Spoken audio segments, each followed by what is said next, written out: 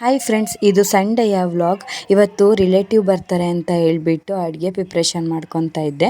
ಯಾರು ಅಂದರೆ ನಮ್ಮ ಹಸ್ಬೆಂಡ್ ಅವರ ಚಿಕ್ಕಪ್ಪನ ಮಗ ಮತ್ತು ಅವ್ರ ಮಿಸ್ಸಸ್ ಇಬ್ಬರು ಬರ್ತಾಯಿದ್ರು. ಅವರಿಗೋಸ್ಕರ ಅಡುಗೆ ಪ್ರಿಪ್ರೇಷನ್ ಮಾಡ್ತಾಯಿದ್ದೆ. ಪಾಯಸ, ಕೋಸಂಬರಿ, ಬೋಂಡ, ಅನ್ನ ಸಾಂಬಾರು ಮಾಡಿದ್ದೆ. ಅವ್ರು ಬಂದಾಗ ವೀಡಿಯೋ ಕ್ಲಿಪ್ಪಿಂಗ್ಸ್ ತಗೊಳ್ಳೋದೇ ಮರ್ತೋಯ್ತು. ಅವ್ರು ಬಂದಿದ್ದ ಖುಷಿಗೆ ನನಗಂತೂ ಅವ್ರು ಬಂದಿದ್ದು ತುಂಬ ಖುಷಿ ಆಯಿತು. ಆಫ್ಟರ್ ಲಾಂಗ್ ಟೈಮ್ ಅವ್ರನ್ನ ನಾನು ಮೀಟ್ ಮಾಡಿದ್ದು. ಒಂದು ಲೆಕ್ಕದಲ್ಲಿ ನಾವಿಬ್ಬರು ಅಕ್ಕ ತಂಗಿ ಆಗಬೇಕು. ನನಗಂತೂ ಸಿಕ್ಕಾಬಟ್ಟೆ ಖುಷಿ ಆಯಿತು.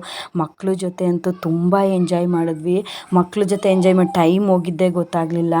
ಆಮೇಲೆ ಅವರಿಗೆ ಮಳೆ ಬೇರೆ ಬರೋಂಗಾಗಿತ್ತು, ಹೋಗ್ತೀವಿ ಅಂತ ಒಂದು 4:30 ಹಂಗೆ ಹೊರಟ್ರು.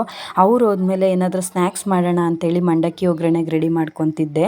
1 ಕಪ್ ಕಡಲೆ ಬೀಜ, 1 ಕಪ್ ಕಡಲೆ, 1 ಕಪ್ ಕೊಬ್ಬರಿ, 1 ಗೆಡ್ಡೆ ಬೆಳ್ಳುಳ್ಳಿ, ಸ್ವಲ್ಪ ಕರಿಬೇವಿನ ಸೊಪ್ಪು, ಒಂದು 5-6 ಒಣಮೆಣ್ಸಿನ್ಕಾಯಿ ಇಷ್ಟನ್ನು ತೊಗೊಂಡು ಕಡಲೆ ಬೀಜ, ಕೊಬ್ಬರಿನ ಡೀಪ್ ಫ್ರೈ ಮಾಡ್ಕೊಬೇಕು. ಅದಾದಮೇಲೆ ಒಂದು ತಪ್ಪಲಿ ಇಟ್ಟು ಅದಕ್ಕೆ 1-2 ಸ್ಪೂನಷ್ಟು ಎಣ್ಣೆ, ಸಾಸಿವೆ, ಜೀರಿಗೆ, ಒಣಮೆಣ್ಸಿನ್ಕಾಯಿ, ಬೆಳ್ಳುಳ್ಳಿ, ಕರಿಬೇವು ಇಷ್ಟನ್ನು ಹಾಕಿ ಫ್ರೈ ಮಾಡಬೇಕು.